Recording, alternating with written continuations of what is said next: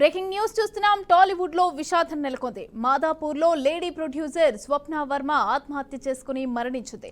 అయితే ఆర్థిక కారణాలతో ఆత్మహత్య చేసుకున్నట్లుగా పోలీసులు అయితే చెప్తున్నారు. Madhapur Kavuri hills executive producer Swapna Varma నివాసం ఉంటుంది. ఇక సినీ ఇండస్ట్రీలో ఎగ్జిక్యూటివ్ ప్రొడ్యూసర్ గా స్వప్న వర్మ పనిచేస్తోంది.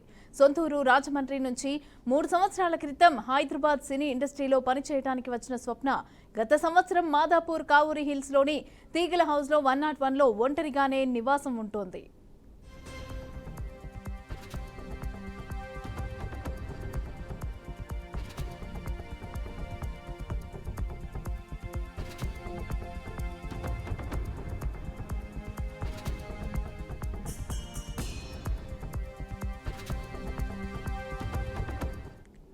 అయితే కొన్ని సినిమాలకు ఎగ్జిక్యూటివ్ ప్రొడ్యూసర్ గా పనిచేస్తున్న ఆమె గత 6 నెలలుగా ఏ ప్రాజెక్ట్ లేకుండా ఖాళీగా ఉంటోంది.